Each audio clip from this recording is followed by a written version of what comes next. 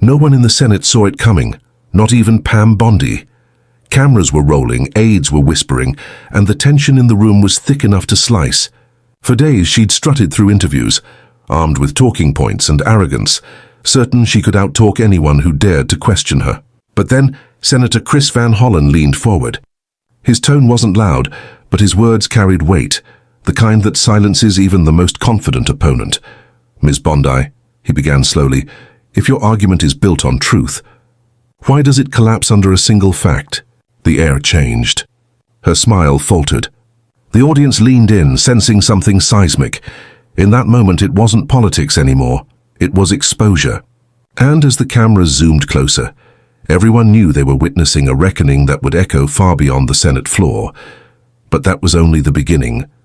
The confrontation took place inside a Senate oversight hearing meant to examine government accountability. It was supposed to be routine. Polite exchanges, rehearsed statements, and a few headline-worthy soundbites. But behind the polished microphones and pre-written notes, something deeper was brewing. Pam Bondi had come armed with confidence, representing a faction determined to blur the lines between truth and loyalty. Her strategy was simple: talk fast, deflect faster, and never ever admit uncertainty. Across the room, Senator Van Hollen had a different purpose. To him, this wasn't just another hearing. It was a test of integrity. He had watched too many powerful figures twist facts and walk away untouched. This time, he wasn't going to let that happen. Not when the stakes were this high. Because what was on trial that morning wasn't just policy, it was public trust. The right of ordinary citizens to believe their government still served them, not the powerful few.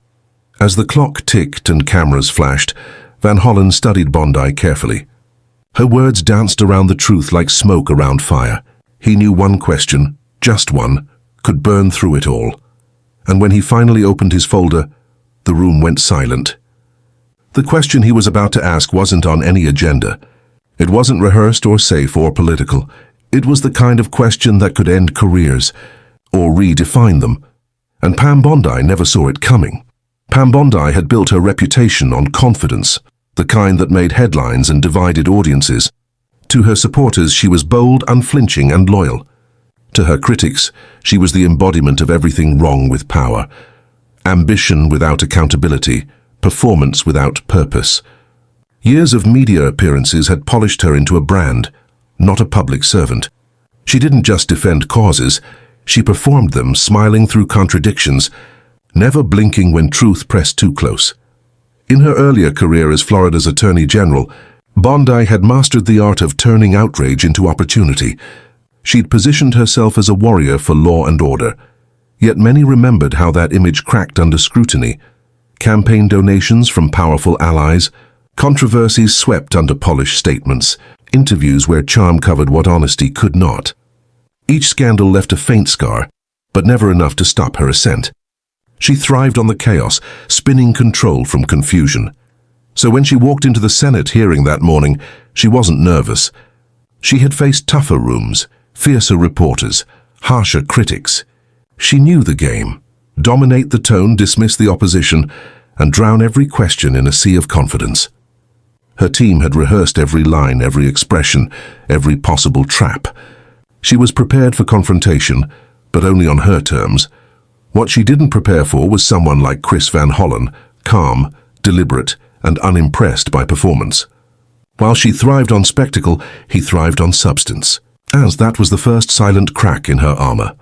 Bondi's motives weren't always rooted in malice, at least not intentionally. Power had simply become her language. After years of defending indefensible positions, she'd learned how to blur facts until they became flexible. She believed that confidence was truth, and that the louder one spoke, the more right they appeared to be. But beneath the surface, something fragile lingered. Behind the practiced smile, there was a quiet fear that one day someone would see through it all. That one question, asked with the right precision, could strip away the layers she'd built to protect herself. She'd seen it happen to others. Politicians who thought themselves untouchable, reduced to viral clips of awkward silences. Yet she believed she was different, too seasoned, too sharp, too rehearsed to falter. As the hearing unfolded, she carried herself with the same familiar swagger, waving off tough inquiries with rehearsed charm. But Van Hollen's steady gaze unnerved her. It wasn't confrontational, it was dissecting. Every word she spoke seemed to bounce back at her with unspoken weight. Something about his stillness felt dangerous, like the calm before a storm, and when he finally adjusted his microphone and leaned forward, Bondi smiled, the kind of smile that hides uncertainty. Because deep down, she could feel it. The performance was almost over, and she wasn't ready for what came next. Chris Van Hollen had never been the loudest voice in the room, but he had always been the one people remembered. His political rise wasn't built on scandal, theatrics, or self-promotion. It was built on patience, clarity, and a belief that integrity still mattered in a world addicted to outrage. He came from a family that believed service wasn't about status. It was about responsibility. His father, a diplomat, had taught him that real power didn't come from shouting, but from listening long enough to understand. Those lessons followed him through every step of his career. When others sought cameras, he sought substance. While some crafted catchy headlines, he crafted legislation that quietly changed lives. He wasn't the kind of politician who thrived on spectacle. He was the one who stayed late in the hearing room, poring over documents others barely skimmed. For him, politics was never a game. It was a promise. Yet in today's America, that kind of honesty was often seen as weakness. Van Hollen knew it. He'd watched colleagues twist their values for power and watched truth become a casualty of convenience. But instead of becoming cynical, he grew sharper. He learned to wait, to pick his moments, to strike not with anger but with precision. And that's what made him dangerous to people like Pam Bondi.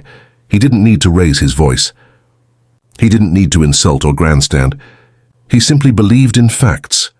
And when those collided with arrogance, they spoke louder than any soundbite ever could. Van Hollen had spent years watching the rise of political showmanship, the kind that turned hearings into theater and truth into background noise. He hated what it did to the public.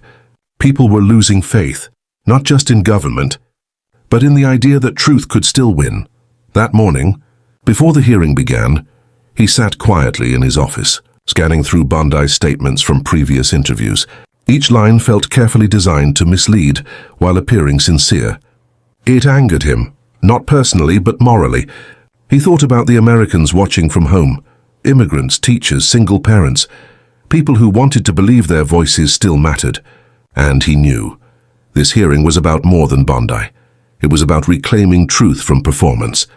When he finally walked into the chamber, he didn't carry notes of attack. He carried conviction. He wasn't here to humiliate anyone. He was here to restore balance. And as Bondi began her polished answers, he didn't interrupt. He let her talk. Every deflection, every twist, every exaggerated claim. Because the longer she spoke, the clearer the gap became between image and reality. Then he leaned forward, steady, calm, unshaken. He knew the moment had come. The question was ready. And so was he. The air in the hearing room grew heavier with each exchange. Cameras panned between Bondi's carefully composed face and Van Hollen's steady gaze. Her tone, once smooth and confident, began to harden, each answer slightly more defensive than the last. She spoke faster, layering her sentences with rehearsed conviction, hoping the flood of words would mask the cracks beginning to show. Van Hollen, however, remained unmoved. He waited for her to finish every sentence, never interrupting, never flinching. When he finally spoke, his voice was calm, too calm. "So just to clarify, Ms. Bondi," he said, "you're suggesting that your decision had nothing to do with the donations received from that organization?" The question hung in the air like a blade. A flicker of discomfort crossed her face, barely noticeable, but the cameras caught it. The room fell still. Behind her, aides shifted uneasily.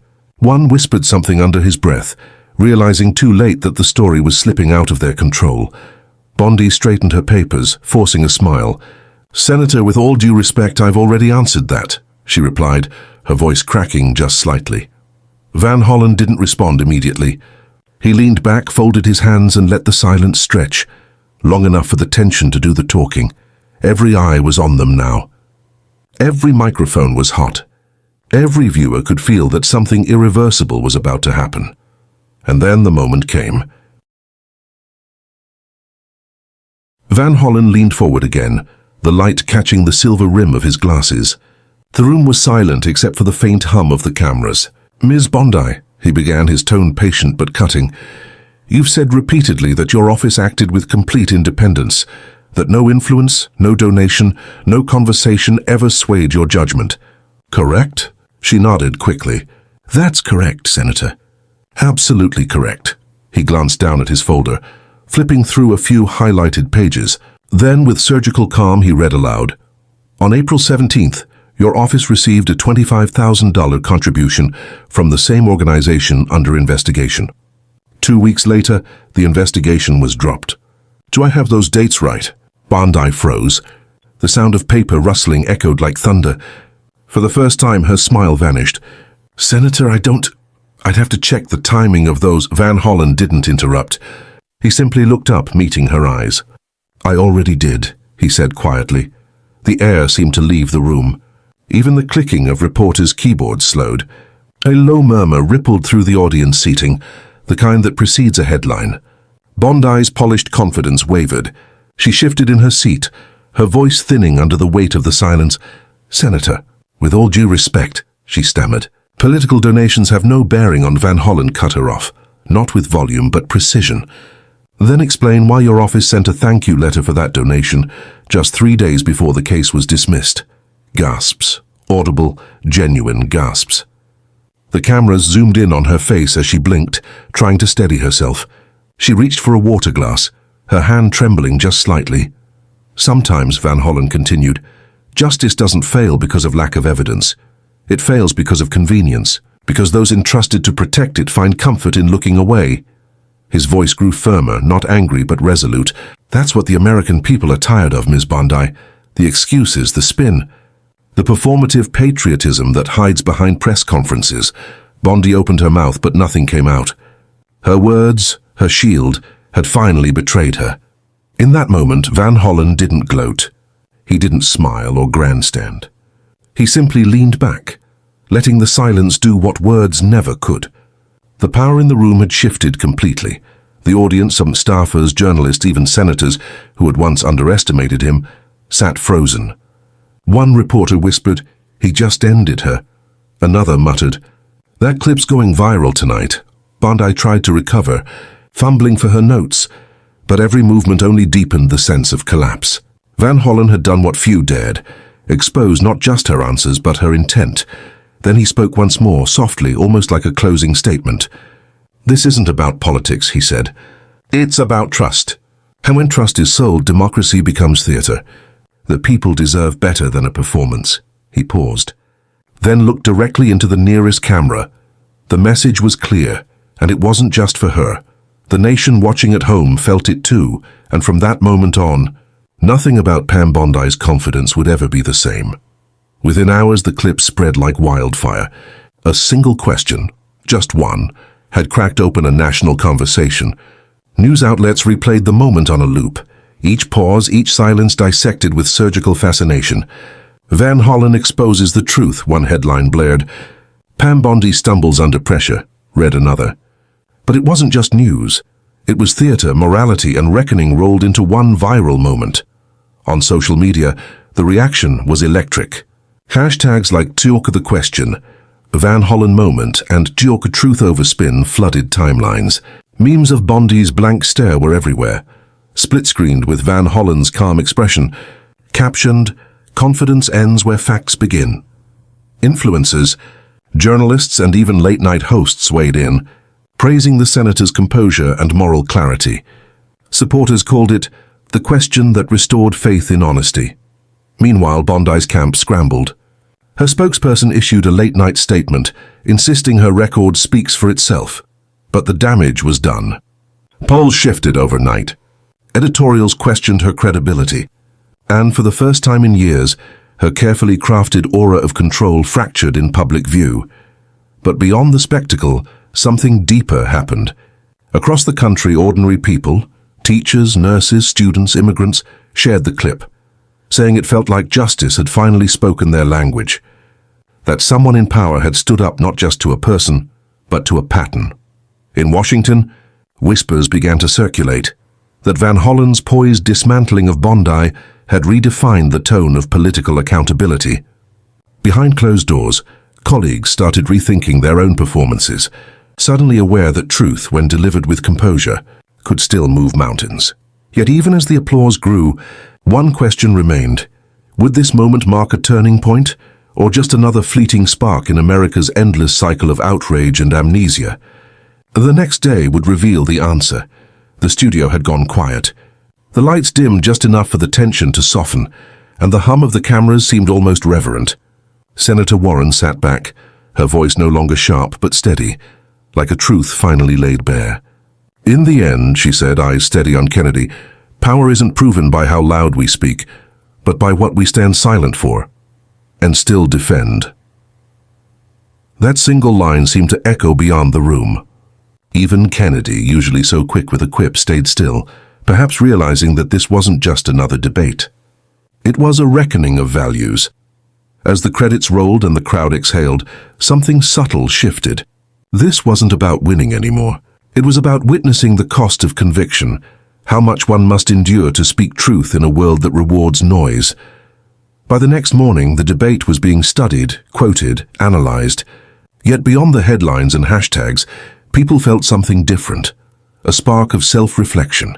Maybe, they thought, courage isn't found in dominance but in dignity. Maybe truth doesn't roar, it endures. Warren's words closed the show but opened 1,000 quiet conversations around kitchen tables and classrooms. Her composure reminded everyone that justice isn't loud, it's patient. And in that moment, viewers around the world felt the weight of one simple truth. When integrity stands its ground, even silence becomes thunder. Truth, she whispered off camera, always finds its echo. And that it was the moment that made the whole room fall silent. A clash of intellects that became something far bigger. A reminder that courage doesn't always shout. Sometimes it speaks calmly, powerfully, and leaves the world with no choice but to listen. Senator Warren didn't just win a debate that night. She reignited a conversation about what leadership truly means. Integrity, truth, accountability. These are not just words for politicians. They are the foundations of every choice we make, every stand we take. Because in the end, silence only serves power. And your voice matters. Every time you speak up for what's right, share what moves you, and refuse to let lies go unchallenged, you become part of something larger, a ripple that turns into a wave. If this story moved you, share it. Leave your thoughts in the comments. Whose truth do you stand for? And don't forget to subscribe for more powerful stories that remind us what it means to be human, to fight with words and to stand unshaken in the storm. Because sometimes, one moment of truth can echo louder than a lifetime of noise.